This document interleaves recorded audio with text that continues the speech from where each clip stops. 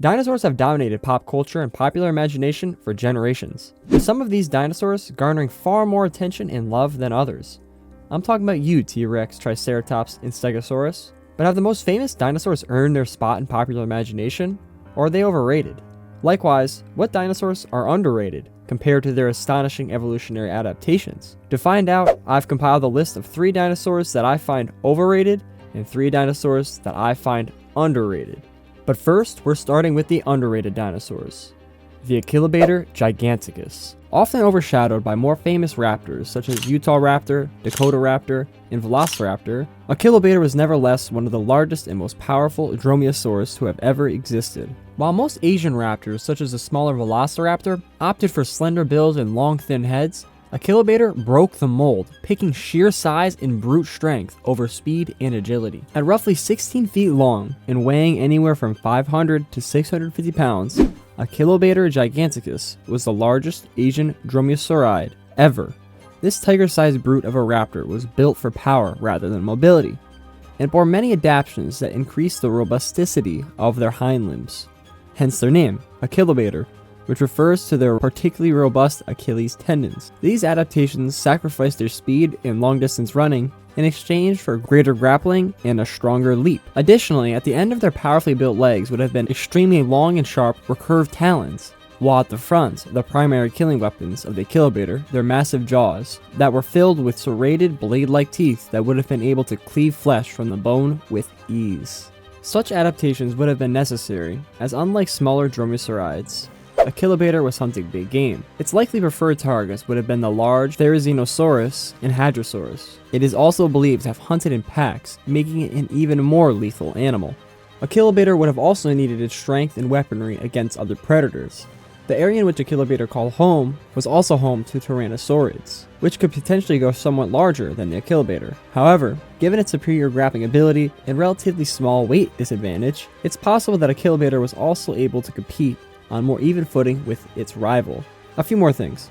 Ailat is pretty much what Velociraptor in Jurassic Park wanted to be. So basically, just imagine the Jurassic Park Velociraptors. This is what the Ailat was, just with feathers. Ailat has all the things that creates a perfectly rated dinosaur. They just need a little bit more attention. Our second most underrated dinosaur is the Carnotaurus, the meat-eating bull. Yep, I think one of the most famous dinosaurs is underrated. Yeah, movies like Disney's Dinosaur highly over-exaggerate the size and ferocity of the Carnotaurus, and because of this, for a while people did overrate it, imagining it was more like a T-Rex with horns. But over the last few years, the pendulum has begun to swing in the other direction, and people have begun to view the Carno as a second-rate theropod, when compared to others like Giganotosaurus or T-Rex, as well as trying to compensate for this. I don't mean to call anyone out, but in one of my recent videos, people are claiming a grizzly bear could take out a Carnotaurus. Quite honestly, the odds of that happening are slim to none. The grizzly's average weight is 400 to 600 pounds, and the Carnotaurus, while smaller than some of the largest theropods, were still estimated to have weighed around 4,000 pounds. There's just no way in hell a bear could beat a predator that is 10 times its weight. So other than it weighing 4,000 pounds, it was also 30 feet long and 10 feet tall. The predator's size was immense, and though not as large as a T-Rex, once again, it had specific adaptations that made it equally terrifying. The Carnotaurus, from what paleontology knows so far, is believed to be the fastest large theropod dinosaur to have ever existed. After examining its unique body shape, in which its legs literally take up a third of its body, it is estimated that a Carnotaurus could run about 30 to 35 miles per hour, which is fast as a galloping horse. The Carnotaurus did not skip leg day, and this adaptation is why many people consider the Carnotaurus the cheetah of the Cretaceous. Just imagine a 10-foot tall, 4,000 pound, bull-headed dinosaur running at you as fast as a horse. In unison with their speed, the Carnotaurus used their very specialized head to enact lethal force on their soon-to-be meals. It is speculated that when running alongside their prey, they would use their unique snout, longer neck, and robust jaws as a club to strike down and subdue their prey, while its sharp teeth deeply penetrated the animal's flesh. I think people might underestimate the Carno because they're trying to compensate for the inaccuracies of Disney's Dinosaur, so it's time to dispel any preconception and recognize the meat-eating bull for what it truly was, a formidable predator with distinct adaptations that set it apart from any dinosaur that we know of today. Our last underrated dinosaur is a herbivore, the Kentrosaurus. This remarkable dinosaur from the late Jurassic period roamed the Earth around 156 to 150 million years ago. Measuring about 15 feet in length, Kentrosaurus was characterized by its unique defensive features, sporting a row of sharp, pointed spikes along its back and tail, what we call a thagomizer. These spikes likely served as a deterrent to potential predators, and is a perfect showcase to the adaptability and defensive strategies of this Jurassic herbivore. Sadly, this dinosaur is overshadowed by its larger relative, the Stegosaurus.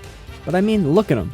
All around, the Kentrosaurus is just a more metal version of the Stegosaurus. Instead of just having spikes on the end of its tail like the Stegosaurus, the Kentrosaurus also had spikes on its shoulder to protect its sides, owing to why Kentrosaurus has earned the nickname the Jurassic Porcupine. Basically, you're not getting anywhere near this guy without getting poked. Let's just examine it a little bit further. Because of its elongated tail, it could likely be swung upwards of 30 miles per hour, and with this type of speed, it could give the Kentrosaurus two defensive options with its tail, either rapidly swinging its tail, quickly and easily shredding and slicing the flesh of any animal it touched, or by using concentrated power blows, allowing it to break the legs of most predatory dinosaurs. Moreover, its shoulder spikes allowed for even more defensive and offensive options.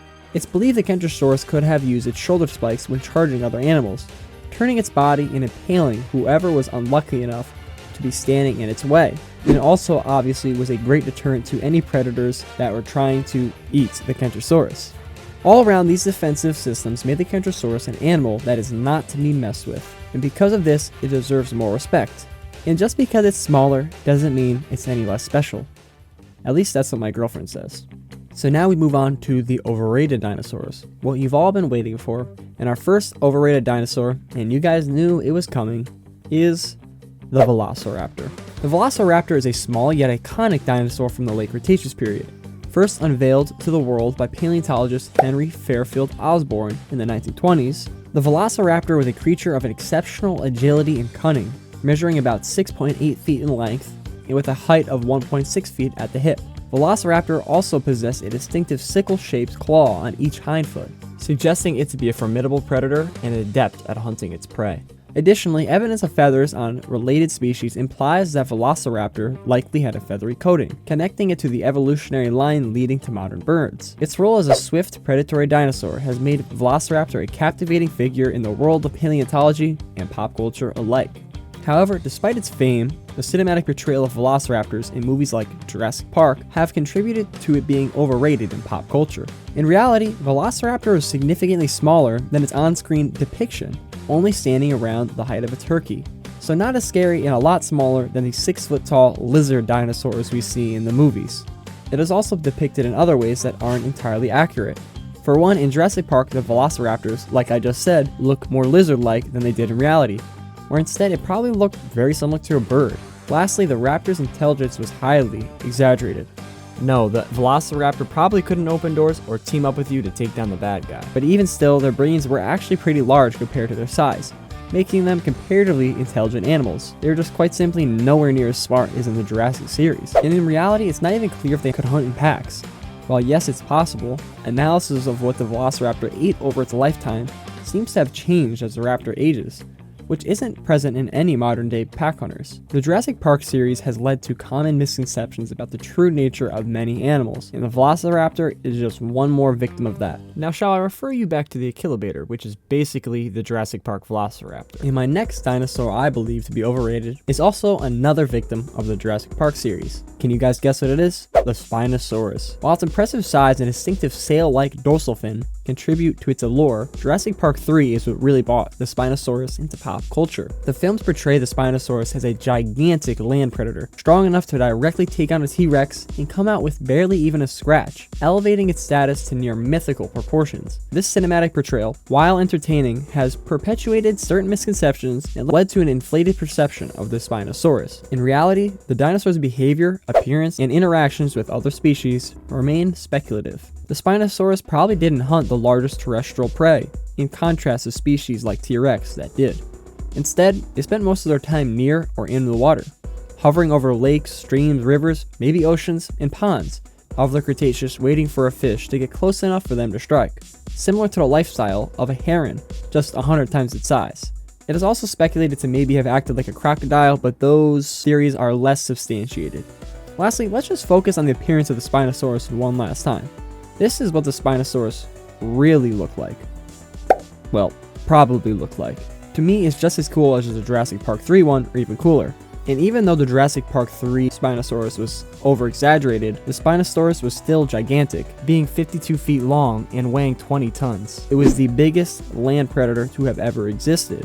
Overall, once again, Spinosaurus is overrated because of the way it's viewed in our collective societal imagination, as the most dangerous predator to have ever existed, while the truth is much more complex. If you're a fish near the coast, it's probably the most dangerous predator to have existed. It's much different than how the popular culture portrays it. Lastly, the real-life Spinosaurus seems to have an amazing superpower of changing how it looks every couple years. So who knows, maybe Jurassic Park was actually spot on with how they captured the Spinosaurus. But probably not. And our third and final overrated dinosaur, I will leave to you guys. Okay, yeah, this might be a cop-out, but I know we're going to get some great answers, and I'm a little tired from this script, and I have to go to work in the morning. And if you guys are sick of me talking shit about some of your favorite dinosaurs, then go watch my Could Mammals Survive series. If you like this, then you'll love that. But for now, I will see you guys in the comments for our third overrated dinosaur. So comment below, what dinosaur do you think is overrated? Or maybe even add one you think is underrated, because there's a ton of those. Do you agree or disagree with what I chose? Let me know down below. And thank you for watching, and Jay Hona out.